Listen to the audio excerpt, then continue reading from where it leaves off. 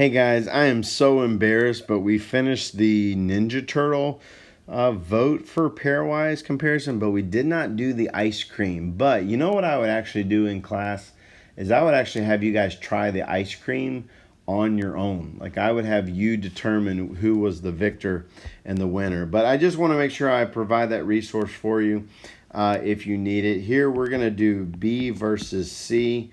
Here we're going to do B versus D. And here we're going to do C versus D. So we want to make sure that everybody gets to play every other person in this. Now, B versus C.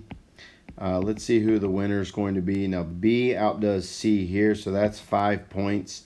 5 points because of the 5 people that voted. Cold Stone, however, is going to beat out Baskin Robbins for 1 vote. Cold Stone's going to do it. Cold Stone's going to do it again for 4 votes, and then Cold Stone's going to do it again for 2 votes. That's going to be C. 6 votes versus the 5, so we have Cold Stone is the victor there. That's 1 point for Cold Stone. And then we would just repeat that process here for B versus D. All right, clear the board of the chart. Let's see who the head-to-head winner is going to be, B versus D. So Baskin picks up those same 5 votes. However, Dairy Queen, look at Dairy Queen picking up some votes here. We've got 1 vote for Dairy Queen. Baskin is going to pick up another 4 votes here, but then Dairy Queen picks up 2 votes. Kudos to Dairy Queen, but unfortunately Baskin Robbins is going to take the victory here, 9-3. So great job, Baskin Robbins. Unfortunately, Dairy Queen does not get the victory here. So that would be B. Baskin Robbins gets 1 point. And then finally, C versus D. Man, this will be interesting here. C is in the driver's seat. C's got to win something here in order to take the vote. If Dairy Queen somehow pulls out a victory, then we're going to have a 3-way tie here. So clear the board. And let's see who the victory is going to go to. C. No, Dairy Queen picks up those 5 votes. Look out, Dairy Queen. Dairy Queen, come on now.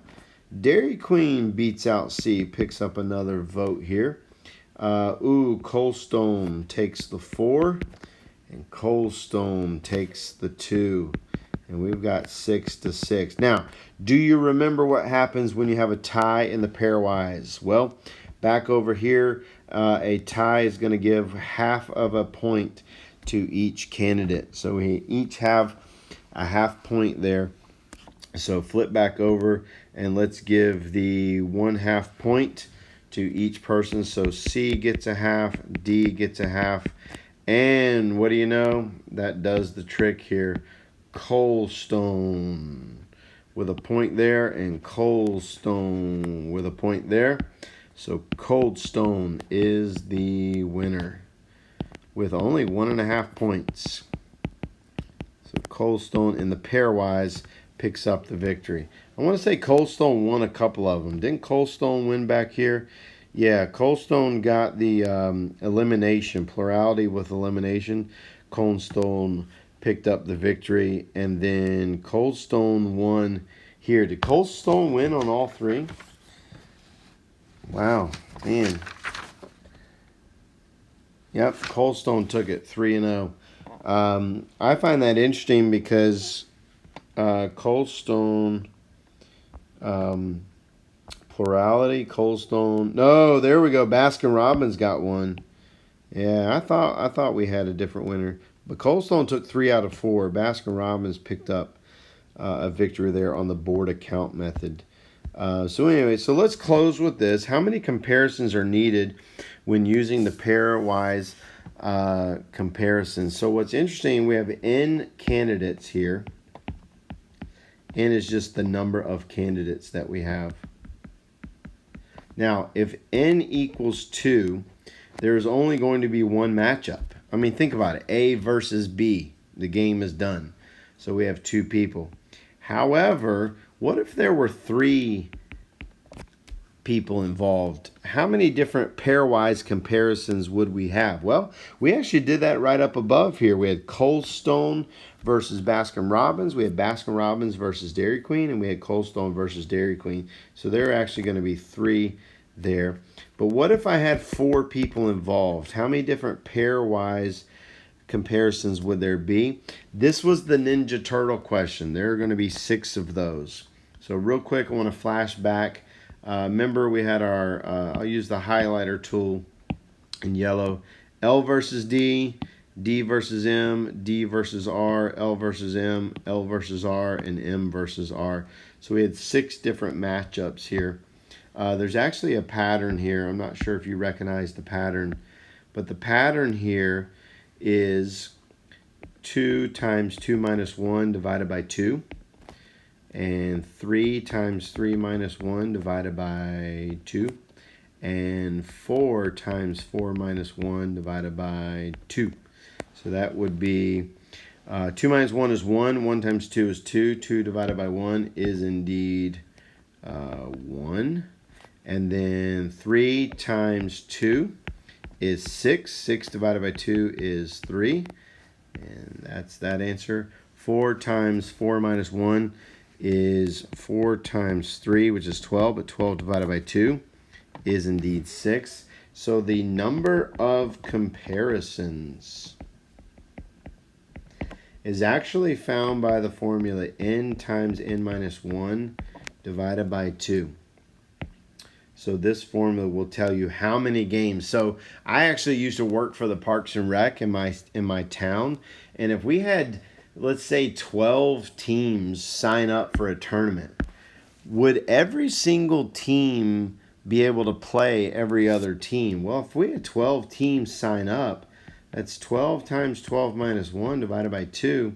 That's 12 times 11 divided by 2, 132 divided by 2, and that would be 66 games. So think about it. I'm working for the Parks and Rec, and I say, hey, we had 12 teams sign up. Is it possible to run pairwise? Because if I only have 2 days to get this tournament done, I've got to have 66 games in order for everybody to play everybody else to see who the winner is. I don't know if I have enough fields for that, but that's kind of the real life application here is there a better way to play this tournament? Maybe we split them up into groups of 4 and they play 6 games with each other. To see who the best team is, and maybe the best team out of each group or each pool of teams would play. What I find interesting is this, and follow me on this journey if you're a sports fan. When we have 2 teams, they only need to play 1 game. But what if we had home and away? So what if we had A versus B, but then we had B versus A? If you're a baseball fan, maybe you want to be the bottom of the 9th inning or the top of the 9th inning. The division of 2 actually cuts this total in half. So if your teams are only going to play 1 time and that's it, then you would divide by 2. That's why the division of 2 is in this formula. But if you wanted everybody to play twice, like you're okay with A versus B and B versus A, I'm wondering if it would be n times n minus 1. So I want you to ponder that if you don't mind. That's kind of the real life application there. N times n minus 1, which would be 2. And so if you look at some of the other math that we did here for 3 teams, that would be 6. Think about it. If we're going to play every team twice, it basically would double the number of games that we had. So up here, we only had 3 games. But if we wanted to switch the teams around like a home and away, we would actually have 6 games to play, so it would double. So that's going to be n times n minus 1. I'm just kind of thinking off the cuff here. Why is there an n minus 1? Well, think about it. If you have 4 teams in this tournament, is a team allowed to play themselves in a game? Like, would you ever have Cold Stone Creamery play against Cold Stone Creamery? Well, that doesn't make any sense.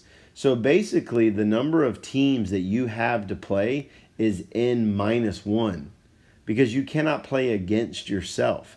So if there are 4 teams, those 4 teams you're only going to have 3 games. That's going to be the N-1. So that, I wonder if that kind of has something to do with it there.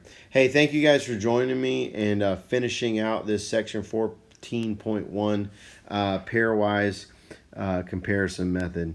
We'll catch you on the next video.